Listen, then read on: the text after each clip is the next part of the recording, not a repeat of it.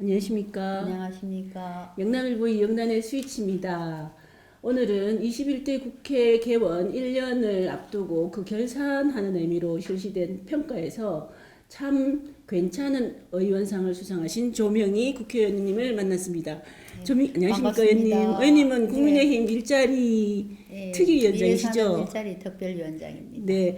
네. 경북대 교수 출신이시고요. 위성 네. 전문가이신데 그동안에 네. 직접 기업도 창업해가지고 제자들에게 네. 굉장히 많은 일자리도 네. 제공하셨죠. 실무일제를 많이 양성했죠. 예, 예. 아마 그런 많은 어떤 경험하고 네. 지식이 이렇게 네. 많이 이제 의정 활동에서 굉장히 시너지 효과를 내는 것 같습니다. 그래서 상도 많이 받으신 것 같습니다. 네, 많이 응원해 주셔가지고요. 과학기술정보통신위원회에서 네. 굉장히 잘 싸우는 국민의힘 의원으로 어떤 평가를 내시는데 보건복지위로 네. 옮기셨고요. 참 참 괜찮은 괜찮은 의원상. 의원상을 마지막에 받았고요. 네. 과학자가 필요한 이유가 딱 이제 한 줄의 평이었어요. 네. 그래서 제가 이제 원래 위성 전공이고 또 공간 정보. 네. 그래서 제가 이제 국가과학기술위원을 4년을 해가지고 네. 또 여러 가지 제가 연구도 또 거의 네. 뭐 30년을 했고 해서 대부분 이제 국회의원님들이 그냥 국감할 때 그냥 한번 딱 이렇게 질타하고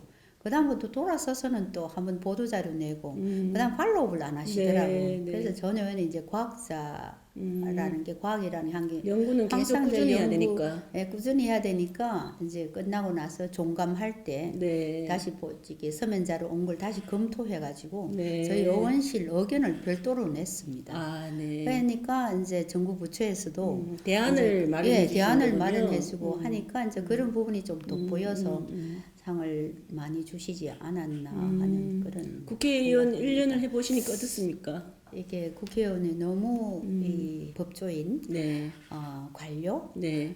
정당인 많은 분들이 그런 많은 쪽이죠. 분들이 그런 너무 쪽이죠. 많으시고 너무 입법 법사만 굉장히 강조되는 부분인데 제가 과학자로서 이제 각 분야에 여러 분야의 이런 정보 역할을 하셔야 되겠다는 생각이 역할을 드시나 해야 보죠. 된다는 생각을 많이 네. 하고 있습니다. 근데 과학자가 너무 인기가 없어요. 아이고, 왜 꼭 정부 필요해? 감각이 없다고.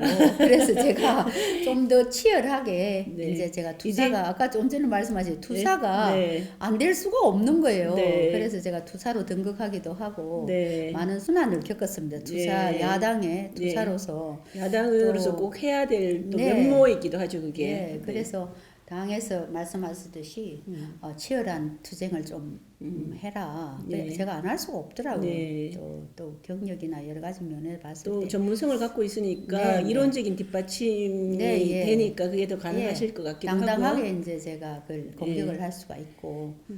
지난해 말에 이제 국회 보건복지위로 옮기셨는데 대구 경북 네. 의원님들 중에서는 유일한 복지위원이시거든요. 유일하게, 예, 보건복지위원. 그래서 지금 팬데믹 시대에 보건복지 분야도 어떤 과학적인 시각에서 좀 봐야 될 부분이 많을 것 같거든요. 네. 지금 보니까 코로나 백신 접종하기 시작했는데 네. 어떻습니까? 상황이 좀 이제 코로나 제가 작년 11월 말에 이제 제가 사보임을 해서 이제 보건복지위에 와 보니까 야, 정보화가 하나도 안 돼 있는 거예요. 네. 전체 전 부처의 정보화 정보 중에 거의 83%가 보건복지 정보입니다. 네. 근데 정보화가 안 돼 있는 거예요. 정보화라는 게 뭐죠? 예, 정보화는 우리 부처가 국민들한테 서비스를 사용? 해야 되는 그러니까 유통도 하고 네. 소통도 하고 공유도 해야 되는데 네. 그 공유가 안 돼. 서비스는 공유인데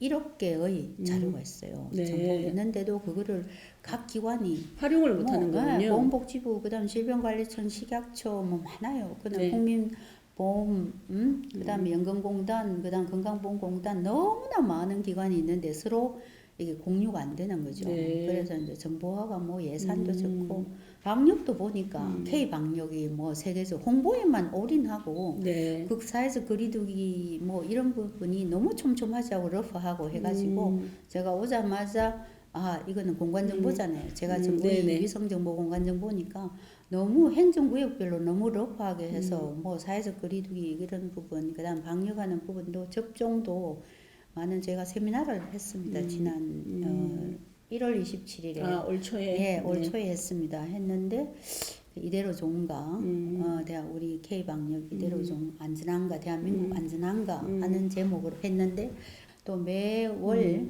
또 그 어떤 데는 매주마다 질병관리청 보건복지부 담당자를 같이 여기서 미팅해가지고 어떻게 상황이 진행되고 있는가를 계속 모니터링도 하고 또 자료를 받아서 또 보도자료 내고 했는데 참 진짜 이제 얼마 전에 지금 접종이 어제부터 시작이 됐는데 그 접종을 어떻게 할 것인가 계획에 대해서 달라니까 우리가 야당이고 또 제가 많은 보도자를 내고 하니까 자료를 안 주는 거예요. 참 안타까운 예, 참 일이네요. 안타까운 참 안타까운 상황입니다. 거기 오늘 그 인터뷰하기 오기 전에 이제 그 기사 한 꼭지를 읽었는데 보니까 여행업계에서 네. 정보, 그러니까 많은 데이터가 있는데 데이터를 좀 더 과학적으로 분석을 해서 네. 어떤 나라에서 오는 거는 7일만 격리를 하고 어떤 때는 또 뭐 14일 하고 좀 그런 과학적인 데이터를 활용하는 방법을 좀 해달라고 호소하는 걸 본 게 있습니다. 아마 맞습니다. 말씀하신 게 예. 그런 것 같은 것 같은데. 지금 이제 그 민생이 어렵고 네. 또 소상공인이나 굉장한 그 업종별로 네. 그냥 행정 업무에 하기 싫은 업종별로 그냥 사회적 거리 2.5단계 너무 일괄적으로 뭐 해버리는 9시 거죠. 일괄적으로 해버리니까 근데 예를 들자면 음. 다 같은 학원이나 다 같은 뭐 스포츠 센터나 헬스 클럽이 있다면 저 한적한 곳에 있는 헬스 센터도 있고 네. 아주 번잡한 유동 인구가 많은 헬스 센터도 있는데 그걸 지역적으로 그거를 사회적 거리두기를 촘촘하게 해야 되는데 우리 문정부는 그냥 그거를 일괄적으로 해버리니까 네. 그래서 이게 문제가 그게 이제 그런 말씀이신 거죠. 단체 기합식 거리두기 방역 그걸 지적하셨던 거죠. 맞습니다. 국민 피로감이 예. 가중됐다고 지적하신 게. 네.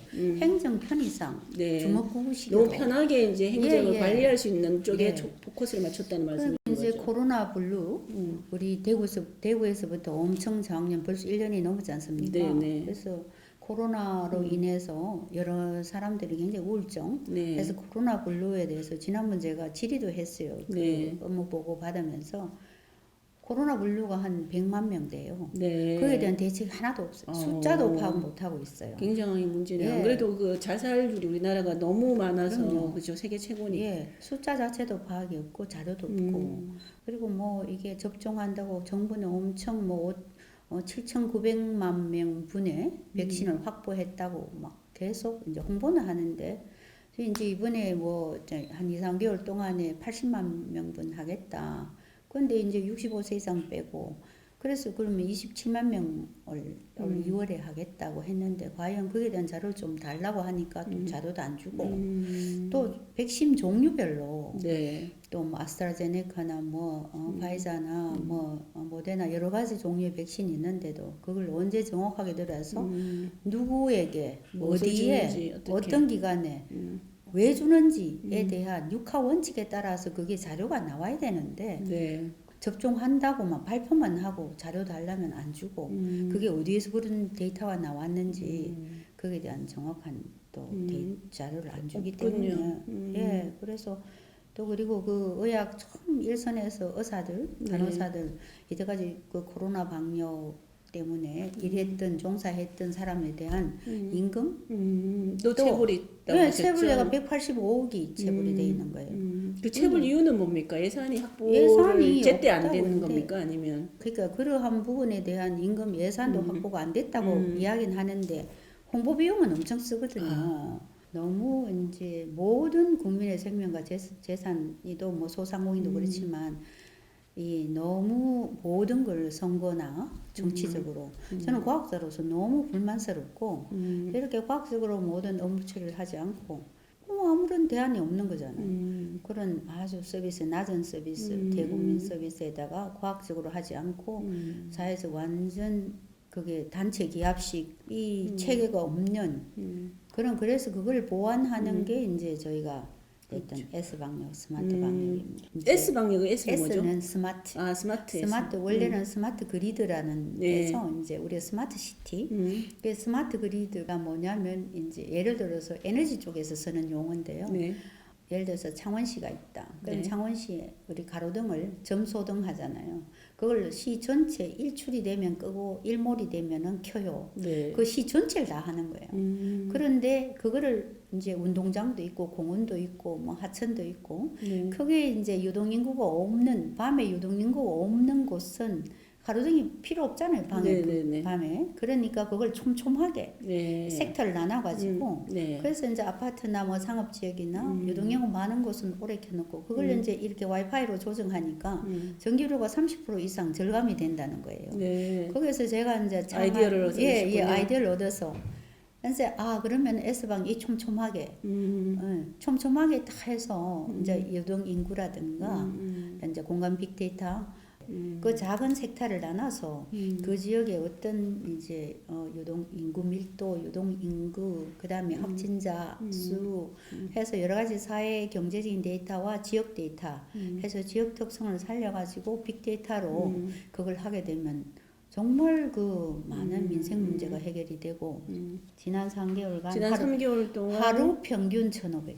그 폐업 신고를 하는 네, 걸 폐업 말씀하시- 신고함 상가 점포가. 아, 그렇습니까? 그 예, 정도가 예, 됐습니까? 그래서 데이터 저희가 그때 그 그 업무 보고할 때도 질의도 했는데 보건복지부에 네, 네. 그만큼 이 소상공인들이 피해가 많은 거예요. 그 심각한 거죠. 그러니까 정말 심각한 겁니다. 그래서 정부의 방역 정책이 정부 말만 들었는데 남는 건 폐업밖에 없다. 이런 말을 정말 막 안타까운 하는 거죠. 참 지금 안타까운. 아마 그 양극화가 네. 양극화가 심해질 수밖에 없는 상황인 것 같습니다. 근데 이제 이번에 업종별 양극화 예, 예. 또는 그래서 뭐 이제 소득별 양극화. 예. 그래서 이제 저희가 강력하게 그때 국회 5분 발언할 때도 그걸 제가 PPT 만들어서 5분 발언 때도 하고 국회 본회의장에서 그 또 이제 저희 장관이 취임하기 전에 청문회 할 때도 저희가 이제 발언했어요. 이거 저기 S 방역이 갈 거냐? 이렇게 장관이 하겠다. 근데 이제 김민석 상임위원장이 조명희 의원이 제안하는 것이 굉장히 좋은 것 같은데 꿀주인 같은 장관님 취임하면 할 거냐? 그래서 하겠다. 그런데도 취임하고 난 다음 지금 몇 달이 됐는데 아직 반영은 안 했어요. 그래서 이제 담당자를 불러서 담당자와 같이 미팅하면서 왜 이렇게 국민을 위해서 좋은 안을 내가 이거 발의도 했어요. 발의도 했는데 왜 안 하냐? 법이 통과되면 하겠다. 그러냐고. 그럼 지금 민생은 지금 너무너무 하루에 1,500개 점포씩을 문을 닫는데 이 급한 거 아니냐? 1,500개 닫는다는 전국을 점포가. 의미하십니까? 아니 전국의 전국에. 이제 했더니 어제 이제 사실 본회의에서 우리 그 S 방역이 통과됐습니다. 아, 그렇습니까? 그래서 굉장히 이게 방역을 쉽지 않은 건데, 그렇죠? 방역은 촘촘하게, 민생은 트이게, 숨통 트이게. 좋은 슬로건인데요, 아주. 슬로건입니다. 예, 그래서 이제 어제 통과됐기 때문에 이제 뭐 통과되고 난 다음에 뭐 6개월간 뭐 후회할 게 아니라 시행할 게 아니라 요거 어차피 통과됐으니까 시행령을 빨리 만들어 가지고 굉장히 뭐 그 성과를 내신 거네, 실질적인 성과가 나온 건 셈인데요. 그러니까 법이 통과되기가 어렵는데 최근에 그냥 뭐 보건복지위로 옮기시자마자 뭐 조민방지법 일명 그런 것도 내셔가지고 언론에 뜨기도 하셨던데. 네, 조민방지법도 내고 이제 근데 이제 저희가 보건복지위에서 조민 이제 그게 뭐 어떻게 보면은 뭐 조국 정경심 그런 이야기긴 한데. 있으나 저도 참 진짜 교육자였지만 이게 보면은 교육적으로 제대로 그 평등에서 그 특혜를 받고 그러니까 여러 입학 부분도 굉장히 문제가 많은데 그걸 또 의사 자격증까지 하고 하면 그 무슨 신뢰가 있겠습니까? 그래서 이제 저는 의사 면허를 그게 그 기소 그러니까 그게 법적으로 해결될 때까지 의사 면허를 안 주는 게 좋겠다. 그래서 홀딩하고 이제 보류하는 걸로 아주 약하게 또 어떤 의원님은 또 이제 취소하는 거까지 또 어떤 의원님은 또 형사 기소하는 것까지 다 발의를 했었습니다. 지금 일단 뭐 아직까지는 그게 뭐 그 상임위에 계류 중이신 거죠? 네, 아직 지켜봐야 될 상황인 것 같고요. 예. 거기 일자리 특위위원장을 맡고 있으시지 않습니까? 국민의힘의 당의 상당히 그 4차 혁명 일자리 창출 방안에 좀 네. 그 정부한테 인사이트를 주는 그런 네, 네. 안도 네. 많이 내셨던 것 같은데 네. 어떻습니까? 어떤 내용이었습니까 주로? 이제 저희가 이제 제가 미래산업 일자리 특별위원장을 작년 7월 말에 맡았어요. 7월에 맡아서 지금까지 계속 활동해 오면서 이제 우리가 많은 창업 스타트업 기업들이 있고 또 앞으로는 이제는 취업은 안 되고 창업만이 길이다. 네. 이런 분위기예요. 우리나라가 어떻게 이래 됐는지. 창업이 정말 예, 중요하죠 지금 할수록. 예, 네. 지금 경제가 이제 자꾸 이렇게 하락하다 보니까 경제 지표가 대기업에서 사람 많이 채용하지 않지 않습니까? 않죠. 네. 그러면 스타트업 기업들이 저도 옛날에 이제 벤처를 창업을 그렇죠. 했는데 그때도 이제 그랬지만 이 창업한 이 그 기업인이죠 중소기업에서 정말 참 애로사항이 많거든요. 네. 그래서 이제 정부에서 여러 가지 이제 그 영업 기술 자본 이게 가장 중요한 3대 요소인데 그러한 스타트업 기업들이 제대로 커갈 수 있도록 또 이제 기술적으로도 앞으로는 이제 AI 이제 코딩 이제 우리가 포노사피엔스 그래가지고 이게 이제 우리 핸드폰으로 이제 신인류가 다 핸드폰으로 정치뿐만 아니라 그렇죠. 뭐 경제 활동 다들 뭐 취미 문화 활동 다 하지 않습니까 생활을 그러니까 이 이제 그 핸드폰을 잘 만질 수 있고 그 프로그램이라든지 그런 뭐 어떤 마케팅이라든가 뭐 여러 가지를 잘할 수 있도록 우리 남녀노소가 다 이게 코딩이나 이런 교육을 받아야 됐는데 네. 학교 제도권 내는 이제 한계가 안 되죠. 있는 거죠. 그래서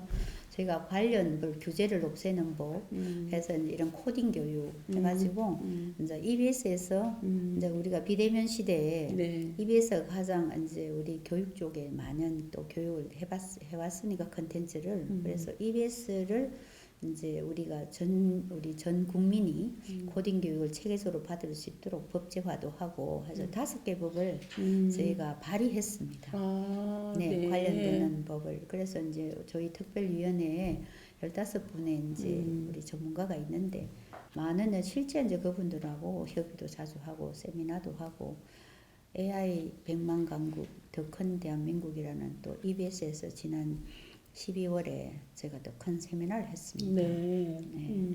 그래서 이제 저희가 이제 앞으로 이제 이게 대선까지도 우리가 이어지고 국민의힘의 대선 공약이 되기도 하겠네요 이게. 이번에 이제 보궐선거 제가 이제 미래교육팀 하면서 그 공약 개발단에 또 제가 아, 미래교육팀에서 또 이렇게 교육 쪽 부분 주로 그 일자리 인사이트 일자리 특위에서 제공한 거는 그러니까 뭐 AI를 활용한 교육이라든지 뭐 네. 그런 그러니까. 주 내용이 그런 내용이죠. 예, 일반 제가 이제 성인들한테도 코딩 교육을 하자. 코딩 교육을 하자 뭐 그 남녀노소 상관없이 이런 이제 무료로 그런 걸 해주자. 당의 공약도 되고 그게 이제 정말 네.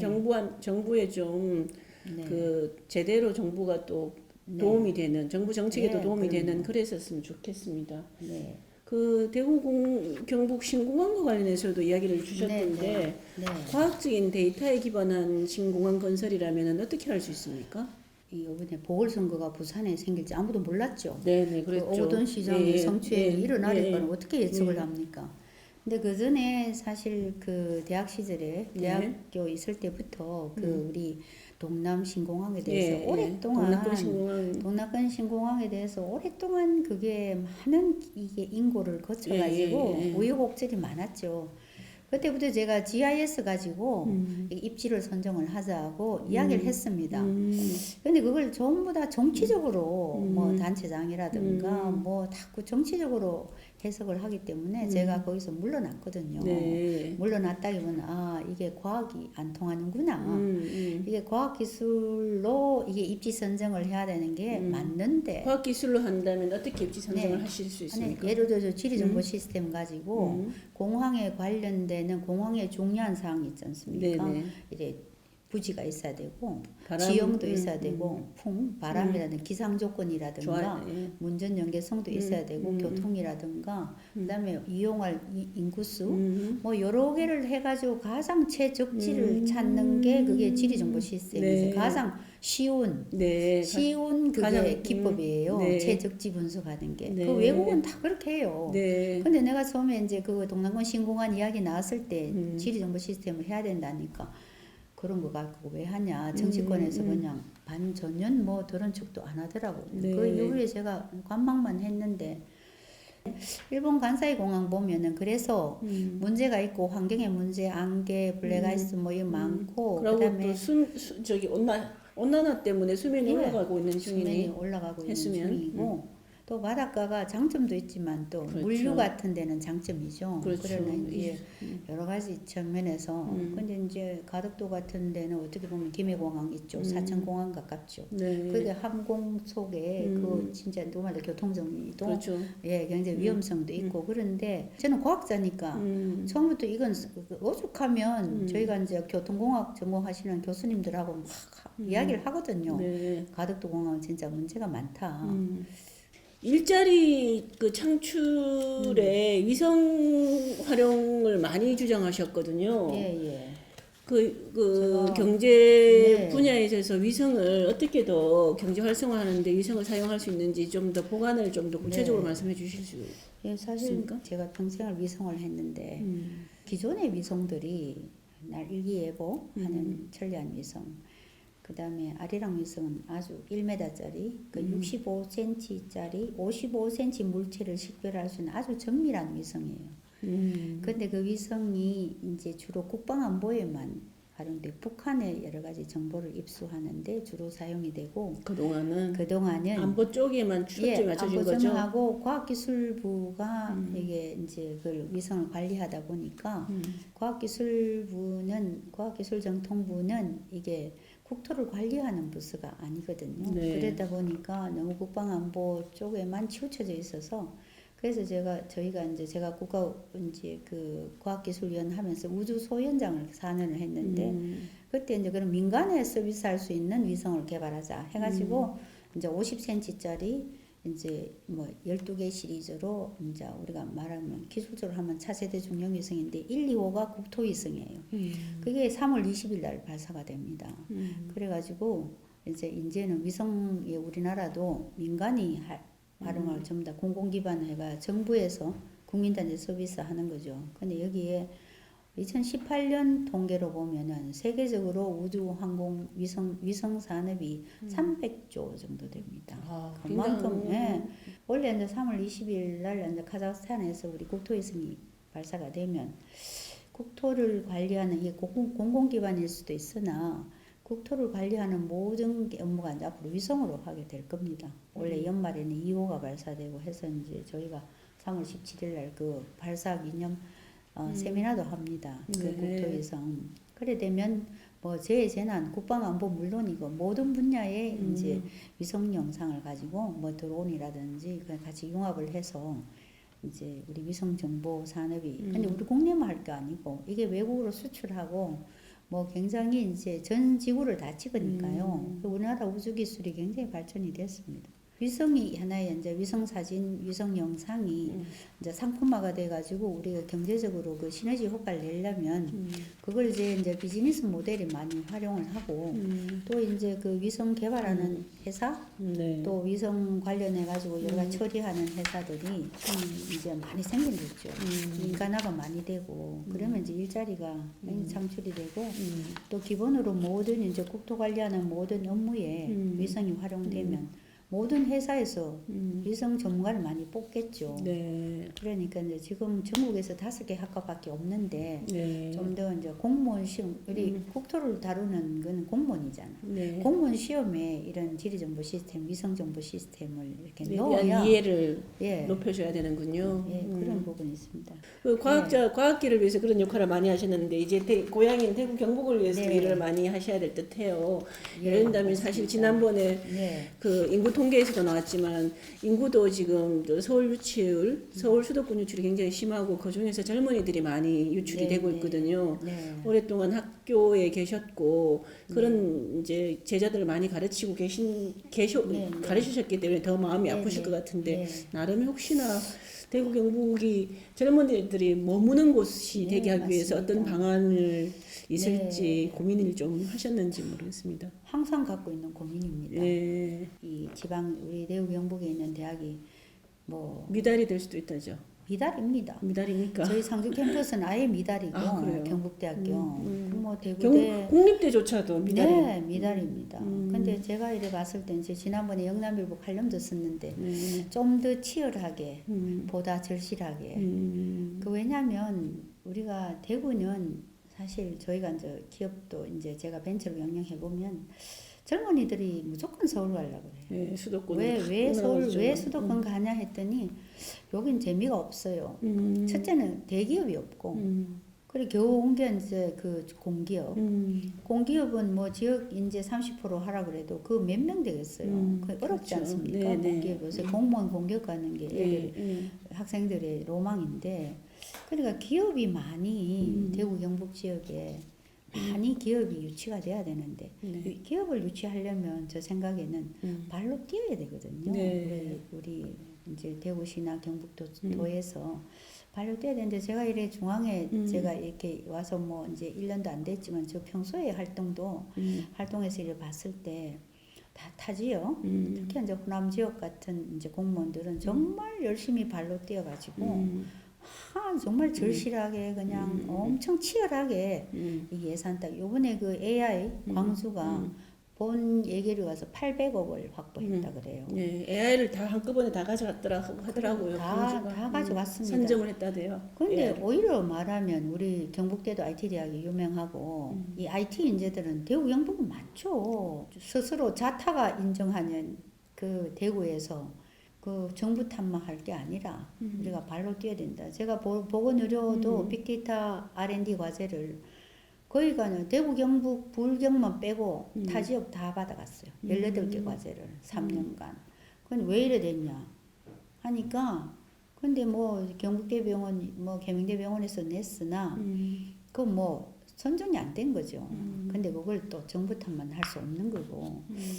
그래 여러 가지로 이제 이러한 것들이 좀 더 이제 치열하게 이제 그런 유치 산업을 해야 되고 또 이제 대기업 유치도 좀 TK 홀대라는 말이 나올 법도 한데요. 근데 TK 홀대라고만 하고 손 놓고 있을 수는 없죠 사실은.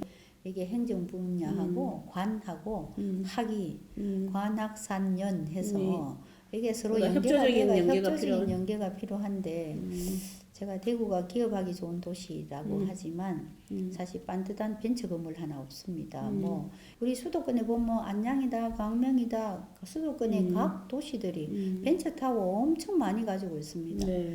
닭이 먼저냐, 계란이 먼저냐 그건데 그 우리 여기 판교에 있는 이 센터. 스타트업 스쿨이죠. 거기 가보면 정말 시설도 좋고 많은 편의 시설을 해서 기업이 정말 들어와서 정말 열심히 일만 하면 되는 그런 환경을 만들어줘야 되는데 그런 건물 하나 없이 경북도 마찬가지고 대구도 마찬가지예요. 그래 그러면서 슬로건은 기업하기 좋은 도시래요. 어쨌든 그 대구 경북이 좀 더 좋은 일자리 많이 창출할 수 있도록 의원님이 좀 많이 도움을 주셨으면 좋겠습니다.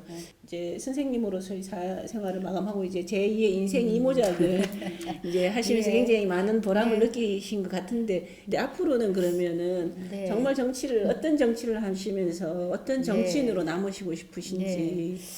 제가 이렇게 이제 우리 보좌관님들 하는 내가 4년이 될지 얼마가 될지 모르겠지만 의정 활동에 국회의원 같으면 저렇게 해야 된다. 는 우리 국회 의정 활동의 표본을 한번 내가 만들어 보겠다. 열심히 해서 작년에 저희가 3,000건 정도 한 7개월 동안 이제 3,000여 건의 그 보도자료 냈습니다. 네, 아이고.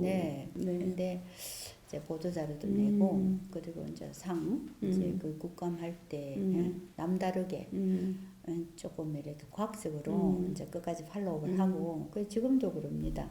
지금 이 대정부 질의 우선 본회의장에서 하는 게 아니라 정부의 부처에 우리가 서면 문의한 거 답변이 오면 그다음에 이게 맞나 안 맞나 검증하고 그걸 3월부터 지금부터 해서 끝까지 계속 팔로우해서 마지막 국감까지 가서 그 부처에는 이렇게 했는데 지금 어떻게 됐냐 이렇게 계속 지속적으로 팔로우해야 해서 그게 이제 규명하고 이제 뭐 잘못되면 밝히고 하는 게 그게 열매를 맞는 거죠. 예예. 그래가지고 그런 이제 해야 된다. 우리 정부를 감시하고 또 국가 예산을 흐트렸으면 안 되는 것도 감시하고 또 우리가 당 소속이니까 제가 그 우리 당이 이길 수 있도록 이기는 정치를 할 수 있도록 투쟁 어떻게 하면 이제 투쟁이랄까 완전 이게 마케팅 그런 부분에 좀 다른 이제 교수 과학자 다른 정치인하고는 모습을 좀 달라야 되지 않겠나 네, 네. 싶어서 열심히 투쟁을 해야 되죠. 앞으로 그런 그래서 자세로 예, 그런 자세로 이겨야 되니까요. 음. 조금만 이제 저는 우리 정치인들이 조금 더 진정성 있게 했으면 좋겠어요. 의정 활동을 네. 좀 생산적인 의정 활동하겠다. 그게 저 슬로건이에요. 처음에 이제 소감이 어떠냐고. 네. 그래서 이제 생산적인 의정 활동했으면 좋겠다. 사진만은 찍고 말고 그게 아니고 국민들 앞에 다가가기를 진정성 있게 다가가서 국민의 마음을 감동시켜서 우리 편으로 해야 되는 거지 무슨 너무 그 정치적인 행위랄까 너무 이제 그런 좀 비현실적으로 이제 진정성 없이 그렇게 그 의정 활동하게 되면 그게 결국은 많은 특이가 있어요. 다 사람들이 알죠, 그거는. 예, 그래서 진정성 있게 좀 생산적으로 의정 활동을 해야 되지. 그래야지 예, 우리가 좋은 정책도 내고 좋은 법안도 내서 국민 민생에 좀 도움이 되는 그런 의정 활동을 해야 되지 않겠나. 너무 교과서적입니까? 아닙니다. 꼭 필요한 말씀이시죠. 예. 의원님이 이렇게 삶의 궤적을 이렇게 들여다 보면 어쨌든 많은 것, 그러니까 위성부터 시작해서 어쨌든 의원이 되기까지 굉장히 도전해온 삶이었던 네, 것 같아요. 맞습니다. 그러니까 별로 실패했지만 굴복하지 않고 계속 도전해왔던 것 같은데 맞습니다. 어쨌든 지금 이제 자라나는 젊은 친구 또는 여성 후배들, 과학자들 또 이제 말씀하신 경단녀들 네. 뭐 이런 이제 앞으로 나아가고 싶은데 이제 여러 가지 문제들 때문에 그 좌절을 겪는 이런 분들이 있으실 겁니다. 어떻게 그렇죠. 조언을 좀 주시면 감사하겠습니다. 네. 그 이게 이제 여성이라는 젠더의 문제는 아닐 것 같은데 현실은 어차피 저희가 젠더는 성은 어떻게 남성 여성을 바꿀 수는 없는 건데 지금 이제 사회적인 분위기가 점차 여성들도 많은 기회에 이제 여러 여성 지위가 이제 뭐 높아지긴 했으나 여전히 일자리는 힘들어요. 네. 그래서 조금 더 이제 우리 젊은 과학자나 우리 경단녀나 조금 힘들어하는 젊은 우리 후배들한테 하고 싶은 말은 이 사회가 좀 여러 가지 제도나 여러 가지 기반이 이런 풍토가 여성 지향적이지 여성한테 그러지 못하더라도 그 꾸준히 절대 포기하지 말고 자기를 제가 그런 말을 수업할 때 너고 여학생들한테 너희들이 남성을 같이 동등한 대접을 받으려면 이 사회는 남성들보다 3배 더 일을 해야 그래야지 동등한 대우를 받고 또 어느 제도권 내에서는 더욱더 하다. 그러니까 그 또 여성으로서 많은 베니핏도 있거든요. 그렇죠. 그러니까 여성으로서 기회는 앞으로 많을 건데 조금 더 뛰어나게 잘 남성들보다 좀 더 열심히 하고 하면 기회는 언제든지 어느 한순간에 주어질 거다. 그러니까 포기하지 말고 챌린지, 도전. 네. 네, 그것이 저 이제 좌우명입니다. 그러네. 항상 도전하고. 하여튼 뭐 의정 활동 활발하게 하고 계신 걸 보니까 굉장히 반갑고 그리고 대구 경북 출신으로서 이제 비례대표이지만 앞으로 또 더 큰 정치를 하실 것으로 믿고 하여튼 꾸준히 지켜보도록 하겠습니다. 아이고. 예. 예, 앞으로 뭐 하시고 싶은 일 더 많으실 텐데 마지막 하시고 싶은 일 말씀해 주시고 마무리 말씀 한번 해주시는 걸로 끝내도록 하겠습니다. 예, 저기 제가 이제 어제 네. 25일날 2월 25일날 65, 예, 제가 경북대 경북대에서 퇴직하셨군요. 퇴직을 했습니다. 네. 그래서 교육자로서 인생은 끝이 났고 이제 제가 그 의정 활동을 시작했지만 사실은 입당한 지는 저희가 한 5년, 이제 5년째인데 정치인은 정당인이자 이제 정치인이 됐는데 조금은 이제 아까도 말씀드렸듯이 네. 생산적인 오정 활동을 하면서 우리 당을 위해서 이제 그동안에 이제 전문성. 그래서 제가 지금 보건복지위에서 보니까 제가 할 일이 너무 많은 거예요. 보행약자, 우리 이제 그 지자체 우리 장애인이라든가 초고령 사회잖아요. 그 보행이 어려운 사람들 위해서 우리 공간 정보를 이용해서 이제 이런 시스템을 내비게이터 시스템을 만들어 준다거나 각 분야에 제가 이제 다음 이제 그 상임위원회가 어디 할지 모르겠지만 제가 뭐 과학기술만 활용해서 하는 게 아니라 그런 여러 가지의 저희 그 우리 당의 약자와의 동행이라는 또 이게 특별위원회가 있습니다. 저도 이제 그 작년 이제 올 구정조음에서 2월 초에 에란원이라는데 한부모 가족 뭐 정인이법 많지 않습니까? 그리고 한부모 가족 네트워크에서 저희 보좌관이 저를 비롯해서 저희 의원실에서 성금을 모았습니다. 성금을 모아서 이제 또 전달하기도 하고 그래서 이제 우리가 사회적 약자 어떻게 보면은 이제 뭐 그 모든 게 과학이라는 말이 우리 인문사회 이제 자연 쪽에 다 해당되는 겁니다만은 우리 사회가 좀 동등한 그러한 다 같이 국가의 혜택을 받고 우리 그 정부의 네. 그 현명한 지혜로운 정책을 펼쳐서 지금처럼 무조건 파퓰리즘이 아니라 많은 일자리 창출을 하고 또 우리가 국가의 혜택을 받을 수 있는 그런 정말 행복한 네. 그런 국가가 되면 되지 않을까. 그걸 위해서 제가 열심히 정진하겠습니다. 아유, 감사합니다. 네, 열심히 고맙습니다. 활동해 주시기 네. 부탁드리겠습니다. 감사합니다, 의원님. 고맙습니다. 네.